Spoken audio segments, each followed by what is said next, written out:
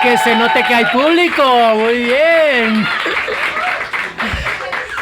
Bienvenidas y bienvenidos a La Cepetera. Yo soy Enrique Saavedra, les doy la más cordial bienvenida. Y bueno, ya lo notaron, hay público, lo cual nos tiene muy feliz. Les doy la bienvenida a los alumnos de la Facultad de Cine, de la licenciatura en actuación para cine y para teatro, que vinieron aquí a pasarse el rato y para conocer a gente muy grata. Y pues nada, vamos a comenzar esta cepetera, que estamos en la 4ª temporada todavía, ya casi la terminamos. Y estamos dentro de la tienda teatral, esta librería de teatro y títeres que a mí me pone muy feliz porque básicamente aquí trabajo. Vamos a comenzar el programa. Muchas gracias. Y vamos a comenzar con lo siguiente. Hace 50 años, 51 años, 50 años, pasaban dos cosas en el mundo. Una, la onda hippie, la onda de la liberación, la onda rica, permeaba el ambiente, pero al mismo tiempo, sobre todo en Latinoamérica, había dictadura. Todo lo contrario, ¿no? Toda la represión, toda la parte opresiva. En ese marco, en esos contextos en donde el teatro, como siempre, es fundamental, surge Marionetas de la Esquina, surge en Argentina, gracias al gran maestro Lucio Espíndola, y que más tarde viene aquí a México para fundar aquí en México la compañía, junto a la maestra Lourdes Pérez Gay, y pues nada, se dedican durante 50 años a hacer tradición, una tradición de teatro, una tradición de títeres, una tradición de atención a las infancias, que tiene un momento importante hace 10, 11 años, cuando se abre el Centro Cultural La Titería, enclavado casi en el mero centro de Coyoacán. No hay forma de no ver la titería, y menos con tantos colores que tiene la titería, no hay manera de no ver la titería si vamos pasando por el centro, cercanos al centro de Coyoacán. Y pues nada, lo mismo, ahí se vuelca esta atención, este interés por estar con los niños, con las niñas, con los jóvenes también, y con uno que otro adulto, ¿no? Para eso, pues para mí es un privilegio, para mí es un placer el poder por fin tener en este podcast a Amaranta Leiva, a quien pido un aplauso, por favor. Actual directora de Marionetas de la Esquina y de el Centro Cultural La Titería, junto a la maestra Lourdes Pérez Gay. Y les pido por favor que me ayuden a darle la bienvenida a Yenisel, actriz, titiritera y miembro de Marionetas de la Esquina y del Centro Cultural La Titería. Son dos mundos que se unen, ¿no? Por un lado, Marionetas de la Esquina, por otro lado, La Titería, y obviamente por otro lado está tu parte como creadora escénica, que viene entre junto con pegado, pero no tan revuelto, ¿no? Amaranta, ¿cómo es eso en estos tiempos? ¿50 años, 10 años? Bueno, antes que nada, siempre se agradece realmente que alguien sepa, ¿no? De lo que habla, creo que eres un gran investigador teatral, y se vuelve como un acervo viviente, ¿no? Sobre todo en estas épocas, ¿no? Tan enrarecidas. Creo que tener o ser parte de una tradición como es Marionetas de la Esquina conlleva siempre como una responsabilidad ética, moral, que a la vez la tienes que romper y revelarte a ella. Entonces, digamos que yo les digo de broma a mis compañeros que nací títere y me cortaron los hilos para poder hacer mis cosas, o yo me las corté solitos para ir buscando mi propio camino, ¿no? En efecto, Lucio y Lourdes, mis papás, fundaron Marionetas de la Esquina. Lucio huyó de Argentina por la dictadura justamente, y aquí llegó a una comuna de teatreros de los años 70, que era el grupo Mascarones. Mascarones la fundó Mariano Leiva, que era mi papá biológico, y mi mamá, Lourdes Pérez Gay. Ellos, en esa época donde la política, como dice, estaba muy mezclada con el teatro, los ideales de un mundo mejor, etcétera, decidieron fundar una comuna en Cuernavaca. Entonces, después de Filosofía y Letras, se fueron, primero tuvieron una comuna en Coyoacán, y no salgo de Coyoacán. Luego Wow. nos fuimos a Cuernavaca, y allí se fundó en una casa magnífica, gigantesca, no solo una comuna teatral, sino fue una casa que recibió, yo digo, a todas las ideologías del siglo XX. Pasaron por ahí muchos exiliados sudamericanos, cubanos, y luego llegaron por la parte de arriba, llegaron muchos, todos los chicanos, con estas ideas del amor libre, de la función del orgasmo, este libro que todos lo leían como si fuera religión. Llegó mucha gente de Europa y digamos que ese era el teatro que hacían, ¿no? A través de la poesía coral. Y pues ahí yo estaba viendo todo eso, ¿no? O sea, siempre mi hobby era entrar a los ensayos, y cuando por alguna razón no podía entrar, había una ventanita a la que me subía y desde ahí espiaba todos los ensayos de estos adultos locos, porque eran adultos locos, ¿no? El otro día hacía un recuento, yo estudié letras hispánicas, no estudié teatro, justamente porque tenía que revelarme a mi destino un poquito.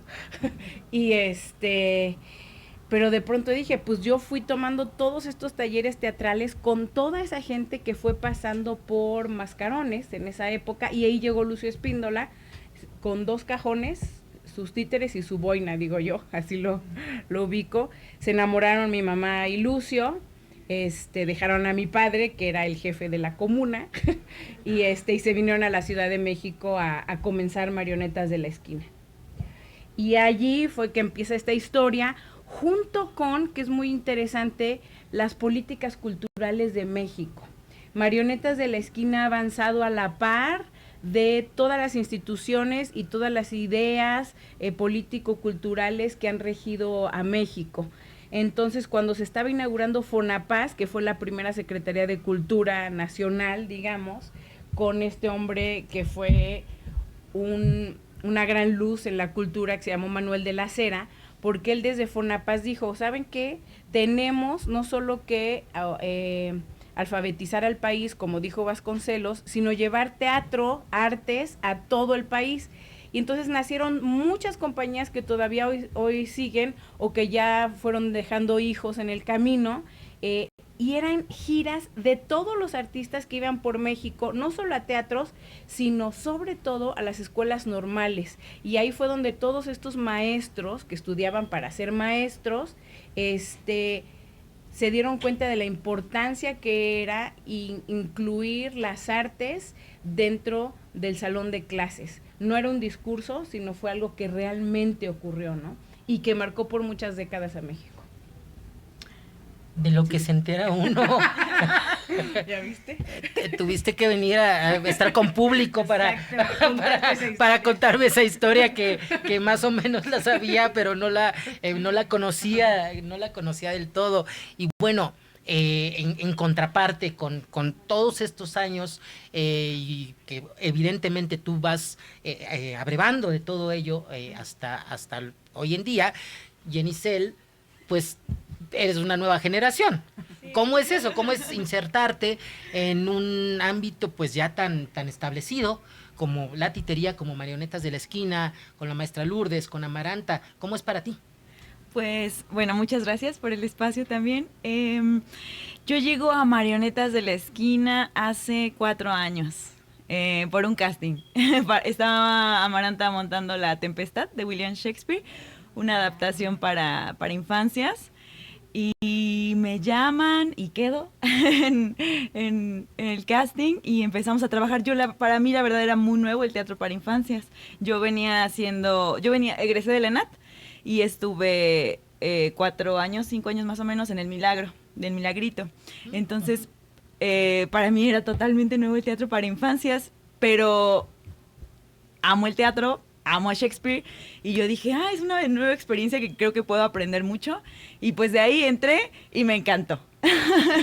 Me encantó todo lo que hacían, las marionetas, los títeres. La verdad sí fue un nuevo lenguaje, fue aprender mucho la técnica también. Como actriz, para mí era entender distinto el lenguaje del títere, donde como actriz me tengo que hacer a un lado, digamos, y prestarle mis emociones al títere y proyectar las emociones en el títere, ¿no? Entonces, este mundo ha sido nuevo para mí. Ya después me entró más curiosidad y de la mano de Amaranta también creo que he aprendido muchísimo sobre el teatro para infancias. Y pues nada, yo la verdad me siento todavía una neófita, estoy aprendiendo y quiero seguir aprendiendo más. Decidí también hacer una investigación como para infancias en ese camino, para conjuntar también teoría y práctica. Y nada, yo la verdad sigo aprendiendo, sí, sigo estando, me maravillo todavía de muchas cosas que no sé, que puedo seguir descubriendo. Y pues me siento también muy afortunada de tener de maestras a Lourdes y Amaranta, que ya tienen una carrera pues consolidada en el teatro para infancias y como titiriteras. Y nada, así me siento, nueva pero afortunada y con las ganas de seguir aprendiendo. Recuerdo que antes de pandemia Amaranta me invitó a moderar una lectura dramatizada dentro de uno de los festivales que se hacen ahí en la Titería. Y recuerdo que hacia la mitad de la lectura, cuando ya pasamos a la parte de preguntas, respuestas y qué dicen los niños, yo no podía, yo no sabía cómo preguntarle a los niños qué les había parecido la lectura. Y entonces le dije, ayúdame. Y evidentemente ella, con toda la experiencia y sapienza del mundo, les habló a los niños y conversaron de una manera muy, muy linda. Las obras que se presentan en la Titería, por supuesto, son para infancias, pero no son Caperucita Roja, ¿no? ¿Cómo ha cambiado para ti? Tú fuiste una niña que fue aprendiendo el oficio de tus padres, que los observó, que los espió, que estuvo allí, entre metiche, luego aceptada. Te convertiste en adulto, ahora eres una estupenda mamá, porque eso me consta. ¿Cómo ha cambiado para ti el hablarle, la concepción de hablarle a una niña, a un niño, a lo largo de todo este tiempo? Yo creo que nosotros como adultos pensamos que eso va cambiando, pero hay un ingrediente que no ha cambiado nunca, que es la honestidad. O sea, creo que un adulto que se sienta a hablar con un niño debe ser muy honesto consigo mismo y no pensar que va a enseñar, que va a decirle qué hacer y que va a imponer, ¿no? Creo que el diálogo entre creador, en este caso, y niño, niña, sí tiene que ser paralelo, a la par, al mismo nivel. Sentarte a su ras a donde mira, desde donde mira, justamente como metáfora de saber cómo ve el mundo, desde dónde lo ve y qué se siente, ¿no? Estar allí en ese mundo. Yo siempre hablo de que lo que es muy importante, lo que es fundamental, creo, para escribir una obra para niños, es contarla desde el punto de vista de la infancia, que no quiere decir una infancia rosa, boba, dulce, burbuja, ¿no? Que se puso tan de moda las burbujas en el COVID, sino realmente ser honesto contigo mismo, decir, voy a dejar mi poder, voy a dejar mi autoridad y realmente voy a abrirme a sentir y a ver tu punto de vista y creer realmente que como yo le puedo enseñar cosas al niño, el niño también me va a enseñar cosas a mí y escucharnos, ¿no? Uno al otro. Creo que las obras que llegan a los niños llegan a través de la emoción y lograr escribir una historia desde las emociones de la infancia es gracias a que realmente te atreves a despojarte de tu adulto y entrar en ese mundo de la infancia con humildad. Y para ti, Yenisel, creo que tenemos una idea muy preconcebida de cómo puede ser un niño, de cómo se puede comportar, de cómo reacciona ahora que tiene un teléfono enfrente o una tableta, etcétera. ¿Cómo es para ti? ¿Qué sorpresas te has llevado con el público infantil? Pues justo recordando ese montaje de La Tempestad, las primeras funciones, yo decía, ¿qué está pasando? Porque justo los niños hacen un diálogo con Laura todo el tiempo. Mi experiencia con los adultos es que normalmente están en silencio, ¿no? O de repente risas y así, pero los niños conversan contigo. Tú estás en escena y los niños te dicen, te te dicen cosas, te dicen frases, palabras, tratan de conversar con los personajes, ¿no? Para mí esa fue una de las sorpresas muy gratas que me llevo del teatro para infancias, que realmente se siente el diálogo con ellos y que participan mucho. Uh-huh. Es difícil, le comentaba al público que tenemos aquí presente, que si hay un espacio que tenga un target totalmente definido, es la titería. Y lo hemos hablado muchas veces tú y yo, ¿no? Hemos sido partícipes de otros espacios teatrales en donde sí sabemos y no sabemos cuál es el target, quién es el público, quién va a ir a vernos, ¿no? En teatros como el Milagro, como la Capilla, como la Teatrería, como el Círculo Teatral, como un teatro. Sabemos quién y no sabemos quién. No hay duda, a la titería sabemos quiénes van. ¿Eso es difícil también?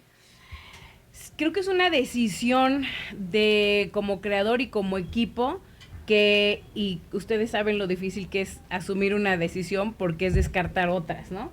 Y es escoger un camino y no muchos. Cuando abrimos la titería, ya hace 11 años, me acuerdo que estábamos construyendo el espacio y estaba en la parte de atrás y justo dijimos, pues no vamos a esperar a que esté terminado el edificio porque necesitamos que la gente ya sepa que aquí hay un teatro. Entonces pusimos una carpa en el patio de hasta adelante y ahí hacíamos nuestras funciones. Empezamos, en esa época hacíamos como 4 funciones al día para entender el horario que le interesaba a las mamás y a los papás y a los niños. Y ahí yo creo que, me acuerdo muy bien que estábamos sentados y yo dije, a ver, ¿a quién nos estamos dirigiendo con este teatro? Así tal cual. Y entonces todos, bueno, no, pues que venga gente y que vengan obras de grandes y de chicos. Entonces dije, yo creo que lo que nosotros sabemos hacer es teatro para niños. E invitaremos amigos que les guste hacer la misma actividad que nosotros y de allí decidiremos que no es gente de teatro, no es la crítica teatral, no son los teatreros, vamos a irnos a las mamás y a sus hijos, porque es el público que siempre siguió a Marionetas de la Esquina. Teníamos esa ventaja y teníamos correos y correos en esa época ya estaba de moda de que el marketing, que te dejen su correo, que dejen lo que opinaron de la obra. Entonces íbamos a la orientación, íbamos al granero, era una época que hicimos muchas giras por Estados Unidos y traíamos kilos de correos electrónicos del público. Entonces dijimos, pues, ¿qué hacemos con esto? Todavía no sabíamos nada de eso. Entonces, pues, mételos todos ahí algo. Algo llamado algo. Y entonces de ahí empezamos, oye, pues que vamos a abrir un teatro y nos dimos cuenta la necesidad que había de nuestro público de estar cerca de nosotros y pues nosotros de estar cerca de nuestro público. Y ahí fue cuando dijimos, en vez de estar yendo de teatro en teatro, traigamos a nuestro público a la titería. Y en ese momento yo ya era mamá, mi hija tenía 4 años y fue cuando dije, a ver, ¿yo qué necesito como mamá? Necesito un espacio seguro, libre, donde yo pueda soltar a mi hija y pueda estar tranquila, y que además me ayuden en entretenerla, educarla y que sea artista. Y entonces, casi nada. Hay que ser ambiciosos, muchachos. Y pues ese es el concepto de la titería y eso es lo que siempre hemos seguido, ¿no? Al principio todos se burlaban de mí porque decía, la titería es un espacio comunitario, lúdico, seguro, artístico y cultural, o algo así, ¿no? Y todos así como, ajá, sí. Pero fue el público que empezamos a traer y entonces había grupos de mamás que del kinder salían y se iban a estar en la titería. Y fue muy poco a poco, pero desde entonces hemos visto crecer generaciones de niños, hemos visto hacer grupos de amigos en la titería, de mamás, de papás. Cuando el terremoto del 2017, nos convertimos en un espacio de protección para niñas y niños, que en esa época, ¿se acuerdan que Fundamental fue el espacio de la titería en ese tiempo. fue contención? Llegaban y estaban desde las 9 de la mañana hasta las 6 de la tarde, las familias se la pasaban ahí. Entonces ahí fue cuando, pues además de funciones hay que dar talleres, hay que poner música, hay que hacer yoga, hay que hacer, y todo el mundo venía a hacer actividades, y los niños no se querían ir porque era un lugar donde se sentían seguros, y los papás podían estar en su celular viendo todo el día lo que estaba pasando, que esa es la verdad. Con las redes sociales, con los memes, con los reels y demás, los comentarios sobre los famosísimos chats de mamis y de papis de las escuelas, chats de vecinos, etcétera, abundan. Yo sí quiero saber, ¿cómo es el chat de mamis de la titería? Sí hay chat de mamás. Es que yo sé que hay un chat de mamás, yo lo sé. Sí. ¿Cómo es ese chat? Mira, fíjate que se ha hecho ¿Y muy... quién tiene acceso? ¿Quién tiene acceso a ese chat? Yo, porque allí me preguntan mucho, es que como mamá, sí es, o sea, la verdad es que nuestro hijo, nuestra hija para una mamá es único y especial, y sí, sí lo es, aunque todos los niños tengan dos ojos, pues, ¿no? Pero sí una mamá necesita saber y necesita tener confianza para llevarlo al teatro, sobre todo si es la primera vez, y sí toma un rato y sí toma tiempo estarle explicando a la mamá que dice, oye, pero ¿crees que el circo sí sea para mi hijo? Es que de pronto el ruido fuerte no le gusta, es que no le gusta esto, es que si se aburre, ¿qué hago? Entonces nos damos el tiempo de explicarle a cada mamá de qué va la obra, preguntar cosas sobre su hijo, y a veces yo le digo, mira, la verdad no te recomiendo el circo, espérate al mes de bebés, ¿no?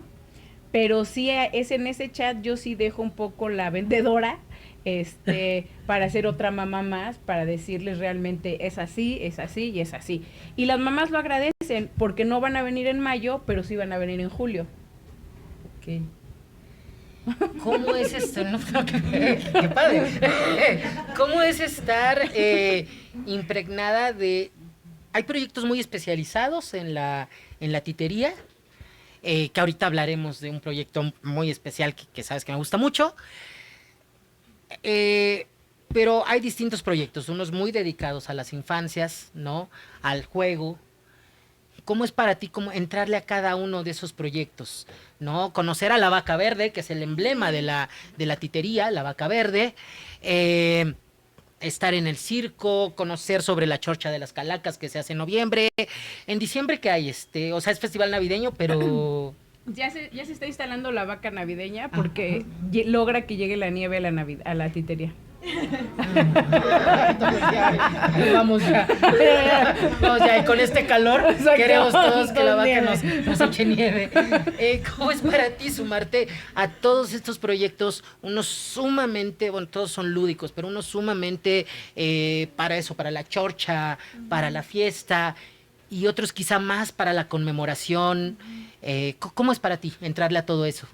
Pues siempre desde la curiosidad, la observación y de la escucha y del diálogo también. Entonces yo creo que primero entender qué voy a hacer, ¿no? ¿Cuál es mi papel dentro de ese proyecto? ¿Cuántos años ya han montado a lo mejor esa obra? ¿Cuál es la concepción de Amaranta, de Lourdes? Me gusta mucho también preguntar sobre los títeres, cómo los construyeron, o quién los construyó, quién los diseñó. La mayoría son de Lucio Espíndola, ¿no? Después ya vienen las otras generaciones, pero lo que me ha gustado mucho también es entender en la época en la que esa obra surgió. Entonces, por ejemplo, La Visita, que es de las primeras, el circo, ¿no? Que es con la que llega Marianitas de la Esquina, el contexto en la que surge esa obra, y después llegar y entrar a Aprender y Olvidar, que ya es una dramaturgia nueva de Amaranta, que ya es una nueva dinámica, que a lo mejor los niños participan más, ya es otro dispositivo, ¿no? Eso para mí también ha sido muy rico, entender el contexto de las obras y cómo ha ido también evolucionando la historia de Marionetas de la Esquina y su forma de tanto de dramaturgia como de dirección. Para mí ha sido muy rico, la verdad. Y hasta ahorita, ¿cuál es tu favorita? Que dices, ¿la vamos a hacer? No. Sí, qué bueno que la vamos a hacer. Me preguntan cuál es mi favorita, pero es que todas me gustan mucho. Pues es que a mí me gustan, lo que disfruto mucho todas. El circo creo que es como una pieza de museo. O sea, creo que es muy especial el circo, ¿no? Y es una técnica de hilos que ya no se ve casi. Entonces también es así como de aprender esa técnica que tiene años, pues para mí es muy valioso. La Chorcha de las Calacas me gusta porque Amaranta siempre le va cambiando personajes. Siempre es algo nuevo y siempre va a ser un nuevo descubrimiento o a lo mejor vamos a hacer un nuevo personaje. Y aparte, pues habla de temas históricos, ¿no? Creo que también eso es valioso, un aporte educativo también. Y la otra que me gusta mucho es la de Bicho, que antes llamaba ¿qué es? Ahora Ama la nombró Bicho. Y me gusta porque no hay texto, entonces dejamos un poco el textocentrismo, pero entonces es imagen, es pura imagen que le cuenta a los bebés, como es para bebés. Entonces también ahí bailamos, es muy dinámica y es muy visual, creo. Entonces esa también me gusta mucho hacerla, pero en realidad todas. Pues vamos a abrir un espacio para que nuestros inquietísimos miembros del público puedan plantear alguna pregunta, puedan desacalorarse un poquito y convivan con nosotros. ¿Alguna pregunta antes de continuar con la entrevista? A ver, aquí hay ya una pregunta. Un cliente frecuente de las preguntas va a formular una pregunta. Primero que nada, un honor estar aquí frente a ustedes. A mí me tocó trabajar, hacer un trabajo sobre la titería, gracias por el maestro Saavedra. Y yo sé que en el 2006 tú tuviste un premio nacional de literatura en la categoría de niños. Después de ese premio, ¿hiciste algún texto o un trabajo para seguir representando por lo de ese premio? Y una segunda pregunta es que yo sé que algunos de tus textos forman parte del Programa Nacional de Lecturas, incluso de la Secretaría Nacional de Lecturas de Educación Pública. ¿Qué se siente que tus textos ya llegan a más lugares, a más niños? Porque eso es una forma increíble de que empezar desde poco y ya llegar a un lugar más grande y que tus textos estén publicándose en bastantes partes. ¿Qué se siente? O sea, súper exitosa la señora. Gracias por la pregunta. Muchas gracias por la pregunta, pero fíjate que son cuestiones que nunca me detengo a pensar. Justo hace poco hablaba, ¿no?, con ustedes, que decía, es que yo siento que avanzo y siempre, como un niño de preescolar, yo voy siempre en el presente, ¿no? Y ahora vamos a buscar, y justo por algo me detuve hace poco a decir, no, pues sí, es que publicaste esto, hiciste esto, y dije, ay, sí es cierto. Pero se me olvida, ¿saben? Mi sensación siempre es que llevo un saco, una bolsa donde tiene un hoyo y se me han ido cayendo todas esas que me tengo que regresar a recogerlas. Pero como por suerte todavía tengo muchas ganas de seguir creando, a veces me dicen en la titería que me van a encerrar en la oficina adentro de un vidrio para que mis ideas reboten, y ya no los moleste tanto, ¿no? Ahora con todo esto que está de moda, el TOC y los TDAH, entonces pienso que a lo mejor yo sí tengo algún trastorno de esos, porque cierro los ojos y empiezo a pensar cosas. Pero sí, el premio fue para la obra El Vestido, se llama. Que es una obra que quiero mucho y justo porque como no me detengo a ver qué hay, la monto una vez y voy a la que sigue y justo hablamos de que el próximo año remontaremos El Vestido, que wow. Es una obra, parece muy sencilla y de pronto se volvió súper actual. Es la historia de una niña que no se atreve a poner límites y pierde la palabra no, y como no se atreve a decir que no, desaparece y queda solo su vestido. Y pues un vestido es una tela que alguien puede rasgar, mojar, exprimir, ponérsela, quitársela, tirarla, perderla, ¿no? Esa es la metáfora. Entonces, pues yo creo que con todo lo que pasa se volvió importante esa historia. Wow. Y lo que pasa también que con los textos que siguieron después de eso, No he publicado, bueno, en Paso de Gato publiqué algunos, entonces estoy trabajando en una página web para que ahí estén mis textos.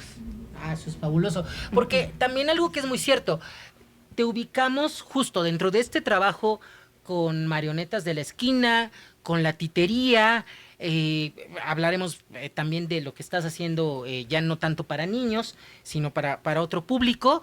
Pero lo cierto es que hay directores que, sobre todo en el interior de la República, que toman tus textos y los ponen en escena y los dan a conocer a nuevos públicos. Sí, creo que el texto que más se monta es Mía, que es la historia de una niña con su muñeco sinforoso, ¿no? Creo que también tiene que ver la facilidad de montaje, que solo son 2 personajes, pero también es un tema que desgraciadamente sigue vigente, que es la violencia intrafamiliar, ¿no? Y bueno, yo quiero mucho a Sinforoso. Yenicel hizo a Mía el año pasado. En mayo. Y por ejemplo la presentaron entre otros lugares en una escuela de puras niñas. Cuéntales. Ajá, en Morelos fuimos a Casa Palmira, se llama, el internado Palmira, y presentamos la obra para un grupo de puras chicas entre los a lo mejor 10, 13 años, y fue una experiencia pues fuerte, pero a la vez de esas experiencias que te llenan de, no sé, gratitud también, ¿no? De poder compartir con ellas esta historia donde Mía es un personaje que está encerrado en el ático y que sufre violencia intrafamiliar por parte de su papá. Yo creo que la dramaturgia de Ama es muy afortunada, ¿no? Porque a pesar de ser un tema pues doloroso, lo plantea desde el juego y desde la luminidad del personaje de Sinforoso, ¿no? Entonces todo el tiempo en realidad están ellos jugando ahí dentro en el ático, y al final, ¿no? O sea, vamos descubriendo lo que realmente está pasando. Y pues compartir esta obra con esas infancias, con las infancias, ha sido también un trabajo, pues eso, complejo, porque por una parte dices, es luminoso, aunque estamos hablando pues de un tema no tan luminoso, ¿no? Pero sí, esas experiencias han sido muy, muy ricas.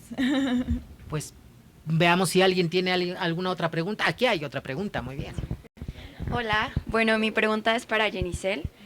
¿Cuál es el proceso para la creación de personaje de un títere? Primero, a ver, voy a irme así hacia... ¿Cómo que dijo? Primero la regaño. Primero Ama me regaña y me dice que por favor no esté en la cabeza, que esté en las emociones. Yo tiendo a irme mucho a lo racional y al análisis, ¿no? Entonces primero peleamos ahí Ama y yo. No, pues el proceso de montaje depende mucho también de la obra, como les decía, ¿no? Hay algunas obras, por ejemplo, que la de Bicho que no hay texto. Entonces esa pues entra a partir del cuerpo totalmente. Creo que es muy importante en el trabajo con títeres la investigación con el títere, o sea, la posibilidad que vamos a tener de movimientos con el títere, de cómo va a caminar el títere, ¿no? También depende mucho el mecanismo, porque por ejemplo los del circo pues son de hilos, los de son objetos en realidad, entonces es animar el objeto. Entonces creo que el primer acercamiento es ver si tienes un objeto, si tienes un títere, cómo es su mecanismo, y después eso, investigar, es una investigación, ¿no? Cómo se va a mover, y después también, pues, cómo va a hablar, cuál es si ya tiene un texto, y entonces el desarrollo de carácter, cómo es el carácter o cómo es su función también dentro del texto, si estamos hablando ya de una obra de texto. Pero sí, yo creo que lo más importante es lo que también siempre me dice Ama, pues que se trata de emociones, de prestarle las emociones al títere, y creo que eso, ahí viene un poco la complejidad. Porque por un lado, como titiritera, a veces tengo que estar muy neutral, ¿no? Y no se tiene que notar la expresión en mi cuerpo, sino en el títere. Entonces eso, transmitir la emoción para que el títere viva esas emociones y pueda transmitirlo también al público. Digamos que sería como un puente o un canal, ¿no? De comunicación entre el titiritero, titiritera con la niña o el niño. Aquí hay otra pregunta. Hola, buenos días, maestras. Mi pregunta es, ¿qué tan importante es para ustedes el confrontar o incomodar al público infantil, ya sea con la dramaturgia especializada para infantes o una obra adaptada como lo es La Tempestad de William Shakespeare? Para ustedes, ¿qué tan importante es? Gracias. Ya hay nuevos conductores para el podcast. Sí, ¿eh? ya tenemos nuevos entrevistadores, lo cual me parece genial. No sé si a los niños se les confronta o incomoda, sino más bien se les habla con la verdad. Y ahí más bien a quienes incomodas es a los adultos que van con el niño. Yo creo que el niño no tiene tan claro eso de qué me incomoda o qué me molesta. Les molesta algo falso, algo superficial y algo tonto, donde los traten de tontos. Eso sí incomoda a los niños y se paran y le va a decir en medio de la escena, ¿a qué hora se acaba? Ya me quiero ir, ¿no?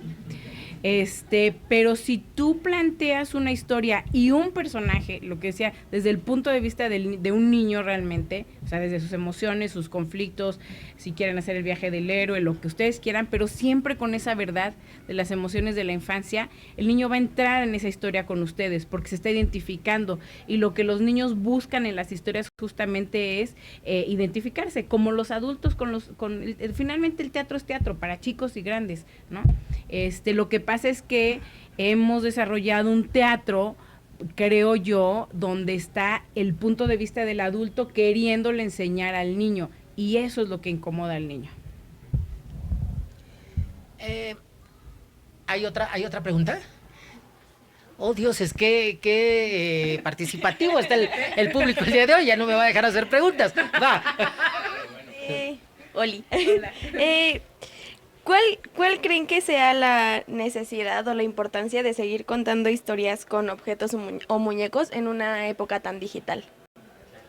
Creo que es fundamental. Porque fíjense, hay un hombre que se apellidó Winnicott, que es un psicólogo, que él, en sus teorías psicoanalistas con los niños, descubrió o entendió que hay un momento entre la mamá y el bebé, o el tutor y el bebé, donde el bebé es parte de la mamá y el mundo del bebé es la mamá, donde lo va a soltar en un espacio libre protegido, digamos, ¿no? Para luego salir al mundo. Ese espacio libre es donde el niño va a explorar lo que aprendió con su mamá, con sus tutores. Y entonces va a buscar el riesgo del límite, va a buscar cuáles son sus ideologías, sus juegos. Digo, no va a decir, oh, soy comunista. No, obviamente no, es un bebé. Pero está explorando, ¿no? A la manera de un bebé. Y esa es la zona del juego. Y allí es donde nace lo que Winnicott definió como siempre se me va la palabra, el osito de peluche, ¿cómo se llama? El objeto transicional. Entonces, que puede ser la cobijita, puede ser el juguete, puede ser un libro, puede ser el chupón, puede ser lo que sea, pero ese objeto transicional es lo que va a hacer que después vaya volviéndose una persona independiente de sus padres, aunque los padres no lo querramos, ¿no? Pero así es. Y esa es la función del objeto y del títere. Y la última pregunta de esta primera y única ronda de preguntas es la siguiente. Hola, ¿qué tal? Mucho gusto. Mi nombre es Valeria, yo estoy estudiando actuación y me gustaría saber cómo se puede ser parte de estas dramaturgias para niños con títeres. O sea, si hay que tener una visión, experiencia más bien, o ahí te enseñan, o cómo es el proceso para ser parte de estas obras. O sea, ¿ser parte de la compañía o escribir? No, de la compañía. Bueno, normalmente según cada proyecto abrimos para un casting. Aquí tienen a la oficial que organiza los castings, así que háganse amiga de Jenny. Pero realmente depende del proyecto que echamos a andar. Y pasa una cosa que les quiero contar respecto a ser titiritera o titiritero. A diferencia de estudiar para actuación, o sea, hay muchas escuelas de actuación, ¿no? Pero no hay escuelas de titiriteros. Entonces, lo que nosotros empezamos a trabajar es con actores que quieran especializarse en títeres. Entonces, por ejemplo, Jenny les contó, lleva 4 años, César también lleva 4 años, Roger y Lady 3, creo. O sea, porque lo ideal es que se queden con nosotros un buen tiempo, porque les estamos enseñando a ser titiriteros, y luego su enseñanza, su experiencia, nos ayuda a mejorar los espectáculos, porque no es lo mismo que yo monte una obra con alguien que está aprendiendo a mover los títeres, que con Yenicel o César, que ya saben mover más técnicas de títeres. Nuestra obra, la del circo, la que les dice Jenny, es como la de batalla para enseñar lo más difícil, porque las marionetas, que son títeres de hilo, sí requieren muchísima precisión y cuidado. ¿Y cuánto tardan en aprender un títere de esos, no? Entonces, por ejemplo, fueron como 2, 3 años en las que íbamos a hacer funciones, ellos hacían el acompañamiento y yo corría de un lado a otro haciendo todos los títeres. Y ahorita ya puedo, ellos ya mueven los títeres y yo ya no estoy moviendo los títeres del circo, por ejemplo. Pero digamos que si dijéramos, diríamos que es como títere 1, títere 2, títere 3, ¿no? Pero sí, depende de los montajes que hagamos, y estamos pensando también en hacer talleres de manipulación para tener interesados que como aquí, por ejemplo, que Exacto. van a dar un taller de manipulación de títeres a Amaranta y su equipo, obviamente, sí. Por supuesto, claro. Sí, obvio. No, y además en la compañía es longeva la permanencia de los miembros, Ha sido ¿no? longeva, sí, hemos tenido esa fortuna. Creo que también es lo que implica ser una compañía de repertorio, que tenemos obras montadas para hacer funciones por diferentes lugares, y a esas vamos sumando estrenos, pero también dependemos mucho, pues, de la situación del país, evidentemente, y este año por fin, por suerte, vamos a estrenar una obra nueva. Eso sí nos emociona. Sí.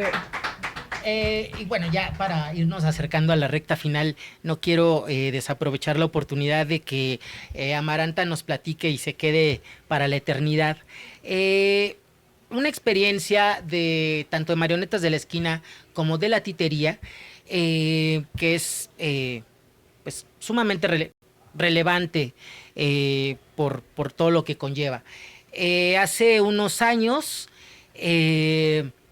inició el proyecto maravilloso en homenaje a tu padre, a Lucio Espíndola, Aprender y Olvidar, con él,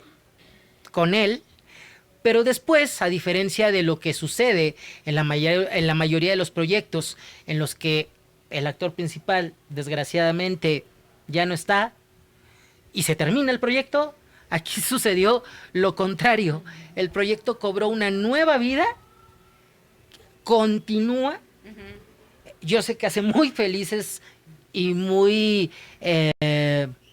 hace que se conmuevan profundamente todos los miembros de Marionetas de la Esquina cuando hacen alguna función, pero justo en lugar de que se haya terminado porque tu padre fallece, no, vienen más funciones y viene ahora un homenaje, un tributo a toda la figura de Lucio Espíndola. Por favor, platíquenos de Aprender y Olvidar, y por qué yo estoy en el dicho de que sí, claro, van los niños, lo disfrutan, pero es un teatro para adultos, son títeres para adultos, así como una estupenda obra que se llama Spa, ¿no? que es una reflexión sobre la belleza y la vejez, que hace la maestra Lourdes Pérez Gay, que también era manejado como títeres para adultos, con ese tema, con el tema de belleza, vejez, y una reflexión al respecto. Bueno, pues en este caso, si bien los niños están convidados y son parte del juego, Aprender y Olvidar es para adultos. Por favor, platícanos de esa hermosísima experiencia. Bueno, porque todos lloramos, Amares. Sí, ya sé. Aprender y Olvidar es una obra que habla sobre la pérdida de la memoria. Y cuando yo la empecé a trabajar como texto, fueron como 3 años tratando de encontrar ese texto, ¿no? Y no salía porque cuando hablamos de pérdida de la memoria es muy fácil caer en clichés. Y cuando ya empezamos a hacerlo con actores, invitamos a un gran actor a que probara, hiciera ejercicios con nosotros, y no salía nada, pero nada, era fatal, no salía. Y entonces mi papá estaba sentado en un rinconcito leyendo su periódico, él ya tenía demencia senil alta, y Entonces me le quedo viendo y digo, a ver, vamos a probar. Le digo, Lucio, ven. Entonces, con mi títere, con Eva, Eva lo empieza, primero dije, vamos a probar con Lucio, que venga, tú no estabas todavía, ¿verdad? Y entonces el que era el otro codirector, digamos, me dijo, no, Amaranta, es muy peligroso hablar con esas cosas, con alguien que tiene demencia, se va a angustiar, no es posible. Entonces le dije, bueno, vamos a probar. Entonces dije, ya sé, vamos a le vamos a poner un chícharo. Entonces le pusieron un chícharo a mi pobre padre aquí. Y entonces mi mamá dice, tiene que ser una voz que sea una voz que le dé confianza. Que lo conozca, que Ajá. lo ubique. Entonces mi mamá se pone en un rincón y le empieza a decir, Lucio, camina hacia Amaranta. ¿Qué? Que camines hacia... ¿Qué? ¿Y por qué me dices que tengo que caminar? No, fue un desastre. Dijeron, no, pues no, hay que seguir buscando actores. Pero eso fue cuando le dije, a ver, Lucio, ven. Y yo lo empecé a dirigir con mi títere. Y le decía, abuelo, haz esto, abuelo, no sé qué, abuelo. Y salió el abuelo. Y así nació ese, como dice Jenny, ese dispositivo. Es un dispositivo, claro. Donde tenemos una estructura y el acto Lucio, que entraba siempre sin saber, o sea, lo había hecho el día anterior y al día siguiente llegaba y mi mamá le decía, Lucio, ya te tienes que ir a la obra con Amaranta. No, pero a mí no me han dado libreto, yo no me he aprendido ninguna obra, ¿yo por qué tengo que hacer eso? Entonces mi mamá le decía, ¿y si te diera un libreto te lo aprenderías? No, pues ve. Entonces Lucio decía, ya tengo que ir a la obra con Amaranta, decía. Y entonces me veía a los ojos y arrancábamos juntos el juego y hacíamos toda la historia. Y cuando muere, sí, yo primero que dije, pues ya se acabó. Y fue cuando dijimos, no, o sea, el dispositivo está armado para que cualquiera pueda entrar a ser de abuelo. Y la primera vez lo hicimos con los actores de la Compañía Nacional de Teatro, los de número, ¿sí? Los actores Los de número. número. Y entonces por allí pasó Luisa Huertas, Angelina Peláez. Fue la última obra de la señora Ana Ofelia Murguía. Ana Ofelia Murguía no podía caminar, entonces la sentamos en una silla. Y sí, es una obra que nos conmueve a todos. Ahí es donde yo les digo, y regreso a la pregunta que me hiciste de los niños, porque yo en mi personaje es la niña chiquita que está confrontando al abuelo constantemente, pero nunca mi personaje puede entrar en ese momento, ni en mood melancólico, ni en mood de ya se va a morir, la niña está en el presente con el juego. El hermano mayor sí sabe que se va a morir. Entonces, ¿ves? Esos niveles de conciencia son los que hay que aprovechar de la infancia y no para minimizar, sino para expandir la capacidad emotiva que tienen los niños. Y pues ahora Aprender y Olvidar está viajando por diferentes ciudades y en cada ciudad actuamos con un abuelo de la ciudad a la que vamos. Sí. ¿Y qué dicen los adultos cuando ven eso? O sea, yo recuerdo la vez que la vi con la señora Luisa Huertas, que hizo varias funciones y después les tocó estar en la Muestra Nacional de Teatro en donde la señora Huertas fue homenajeada. Y entonces aprovecharon y ella estuvo también en la presentación de Aprender y Olvidar, ya como merecedora de la medalla Javier Villaurrutia de ese año. Y recuerdo que cuando lo vi en la titería con la maestra Luisa Huertas, terminó la obra y yo lo único que quería era irme a un rincón a llorar. Y recuerdo que llevaba lentes, hacía mucho calor como ahora, me puse mis lentes, me iba a salir y Amaranta me dice, Enrique, ven, vamos a tomarnos todos una foto. Y le dije, no me hagas esto, por favor. Estaba llore. Pero bueno, son cosas que se agradece, así como se agradece tener un teleprompter que nos indica que ya estamos cercanos al final. Muchas gracias a GOM Producciones por hacerlo posible. Un aplauso para GOM Producciones. Quienes siempre tienen la mejor tecnología y la ponen a la disposición de este podcast. Muchísimas gracias. Es una belleza contar con ustedes y con su espléndido manejo de herramientas tecnológicas. Y volviendo a Aprender y Olvidar, los adultos, era claro cómo reaccionan los niños. Por supuesto que los niños, tú me lo decías, ¿no? Los niños se dan cuenta que el abuelo necesita un cuidado y entonces los niños del público se convierten en cuidadores del abuelo y en guías del abuelo y lo ayudan a lograr la pequeña travesía que vive hacia el final de la obra. ¿Qué pasaba con los adultos? O sea, ¿qué pasa con los adultos? ¿Qué les dicen? ¿Se acercan a ustedes? ¿Qué pasa? ¿Quieres contar? Pues sí nos ha tocado que mucha gente se acerca al final y nos dice, no, yo estuve llorando todo el tiempo, o es que mi papá o mi mamá también sufrían de demencia o pérdida de memoria. Y es muy interesante justo ver esos dos niveles de conciencia que habla Ama, porque los adultos pues se quiebran y la mayoría de los niños que probablemente no han vivido el duelo, ellos están en modo juego y ellos están felices hasta el final y es adiós, abuelo, adiós, adiós, adiós, ¿no? Entonces ver también esos dos niveles de conciencia, sí, es muy interesante. Y en este caso particular, la disposición de los actores, ¿no? La gran disposición que tienen estos actores. Tú y yo también lo comentábamos, se lo he comentado a este bello público que está aquí. En México es difícil llegar a la vejez teniendo todas tus herramientas físicas, mentales y emocionales completas por las distintas formas en que vivimos en México o en la Ciudad de México. Es interesante que haya una obra en donde el protagonista es un adulto mayor y que te enfrentas a esto, a poder tener como invitados a actores que son finalmente adultos mayores, ¿no? Lo decíamos, Julieta Gurrola tal vez no nos parece todavía una adulta mayor, aunque ya es abuelita, e incorpora a su manera a este adulto mayor, ¿no? Pero tuviste a personas todavía más grandes, ¿no? En edad. ¿Cómo es para ti eso? ¿Cómo es para ti vivir eso? Es riesgoso, es muy riesgoso. O sea, nosotros antes de cada función decimos, ¿qué hacemos aquí? ¿No? Pero ahora en Aguascalientes tuvimos un actor de 85 años, Ambrosio se llama, y pues teníamos mucho miedo, ¿no? De hay que protegerlo, cuidarlo. Fue precioso, fue tierno, divino, y él estaba feliz porque regresaba a los escenarios. Es sobre todo, llegan con esa emoción de, ¿en serio me están llamando a mí? 1.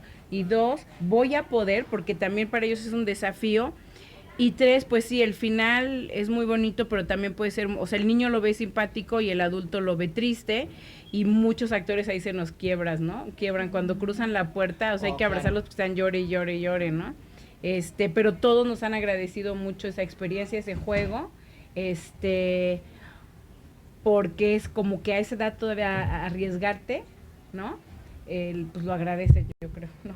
Porque justo es el teatro es eso, ¿no? El teatro no es solo memorizarte algo y hacerlo todos los días igual, sino siempre encontrar esos riesgos. Y si se van a dedicar al teatro, al cine o lo que sea, busquen siempre esos riesgos, porque si no el aburrimiento llega más rápido de lo que se creen y sin pensarlo, ¿no? Y que aquí tenemos el caso de que, podemos pensar que hay cierta ligereza en el teatro de títeres y tú me lo decías alguna vez, tengo que estar muy dispuesta energéticamente, actoralmente, para poder hacer la obra. Sí. Entonces es como si te fueras a aventar un Shakespeare, como si te fueras a aventar un Chekhov, tienes que tener el instrumento perfectamente dispuesto. Sí. Y lo que eso conlleva, la emoción personal. Sí, totalmente, pero yo creo que así es el teatro para chicos y grandes, y por ejemplo en estos días no están para saberlo ni yo para contarlo, pero mi hija la operaron el martes, ¿no? Y fue así de emergencia todo, y les decía a ellos, no, por primera vez no tengo lo que tal cual, así me dijiste, no estoy, y lloraba, porque soy intensa, ¿verdad? Dije, ¿cómo voy a lograr hacer la función, no? Bueno, pues ya vas empujando y todo, pero sí es cierto que para niños, muchos hablan que la esperanza y la ternura, en efecto estoy de acuerdo, pero una cosa es decirlo y una cosa es tener como esa gotita, esa luz adentro de decir, vamos a jugar, ¿no? Realmente a jugar, y pues el teatro es jugar. Pues nos estamos acercando ya al final, no sé si alguien tiene alguna última pregunta. ¿Una? ¿No? ¿Nadie? Bueno, pues entonces vamos cerrando y le quiero preguntar a Jenicel, para salir un poco del ámbito de los niños, la parte para adultos, el teatro para adultos. Cuéntanos de... Lo siento, tenía que decirlo. Ya más les cuente. No. El Hombre Veneno inaugura la etapa de Amaranta escribiendo para adultos. No, no es 3X, ya aclarémoslo de una vez, no es 3X.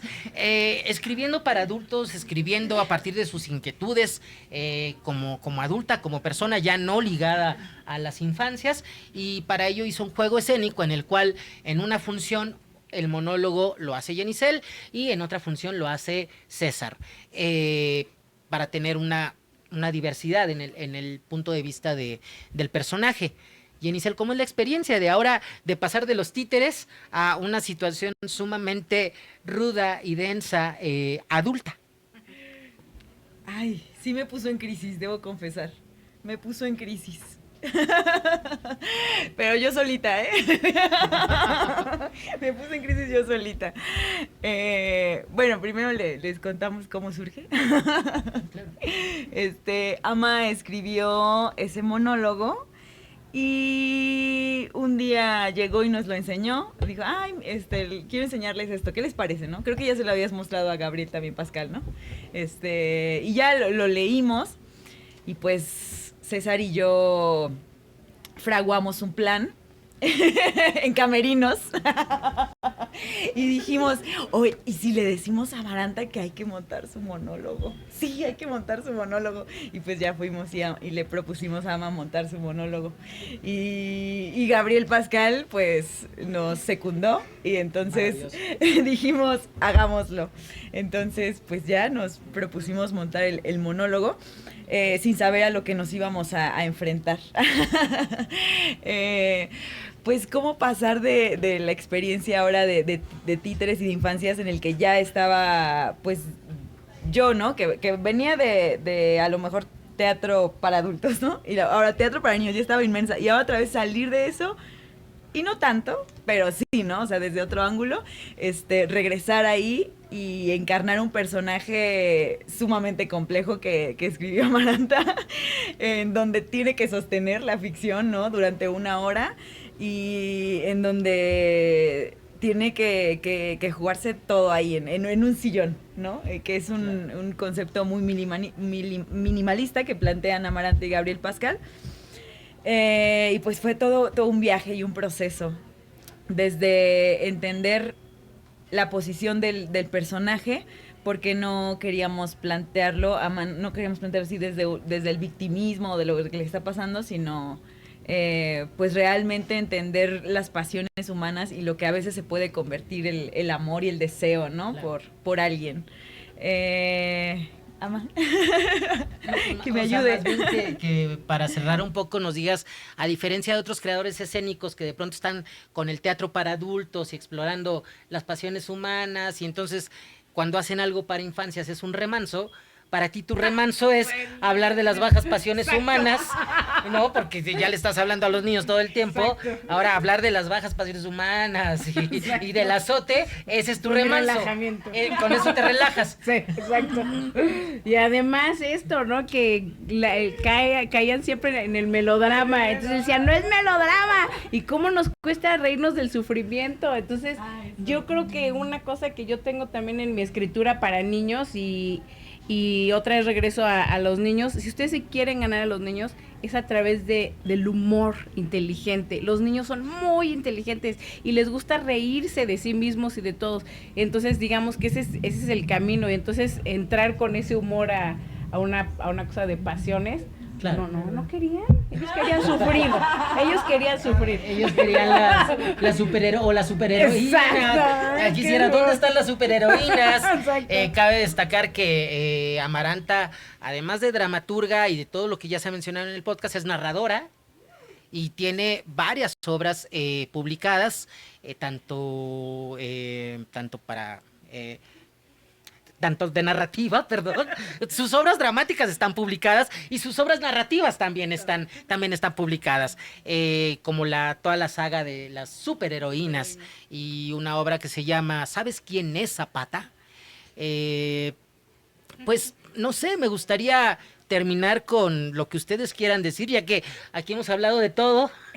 Quizás saber un poco qué viene para la titería y cómo, para Marionetas de la Esquina, y por supuesto para esta nueva formación que están logrando con el teatro para adultos. ¿Y cómo lo piensan combinar? ¿Cómo lo piensan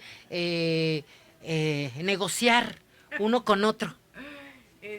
No sabemos. Eso es lo bueno. O sea, la idea es, o sea, la verdad es esta, o sea, amanece, yo, o sea, como que vamos a hacer este proyecto y de ahí uno va desencadenando a otro. También eso es lo bonito de trabajar con un equipo, ¿no? Que están abiertos, todos pueden venir a la titería y hacemos talleres y platicamos lo que quieran, ¿no? Pero sí pasa que uno dice, es teatro para niños, ay, es títere, pues no lo hago con mucha responsabilidad, con mucha compromiso, ¿no? Una cosa que yo creo que para reírme yo, para que podamos disfrutar el escenario, antes hay un compromiso, o como yo les digo en la obra del circo, ¿no? Hay dos momentos en el circo, uno de mucha atención, mucho perfeccionismo, para luego reírse con el público. Entonces, estas dos tensiones, que creo que es una cosa que se maneja mucho en los montajes, la Chorcha de las Calacas, que están todos invitados a verla en octubre, en la titería, lo mismo, o sea, parece un relajo total, pero es un trabajal atrás, ¿no? Entonces, si logramos reírnos, es porque detrás ya hay todo un trabajo que caminamos. Y eso, chicas, chicos, chicles, por favor, hagan teatro para adultos, para chicos, para lo que sea, siempre llévenlo consigo. Si van a echar a andar un proyecto, que sea desde sus pasiones, bajas, altas, lo que sean, pero lléguenlo con mucho compromiso con ustedes mismos, pues. Pues, Yenisel, ¿algo más que quieras agregar? No. Ya para terminar. Ya, Amara dijo todo. Pues, No, así. gracias por el espacio y gracias a Amaranta también. Yo Yenisel, ha vine aquí sido- de acompañante. Ha sido un placer conocerte, ha sido un placer ver tu trabajo, tanto en la parte adulta como en la parte para infancias. Seguramente te seguiremos viendo allí, lo cual nos da mucho, mucho gusto. Y para mí es un goce total el poder haber tenido esta entrevista, porque alguna vez la entrevisté, pero a distancia. Y si hay una persona con la que efectivamente me río mucho en esta vida y he hecho de los mejores chismes de la vida, es con Amaranta Leiva, a quien le agradezco profundamente que haya estado aquí, que haya sido, como suele ser, una estupenda maestra para el público que está aquí y, por supuesto, una estupenda conversadora para el público que se quedará para la posteridad en este podcast. Muchísimas gracias, Amaranta Leiva.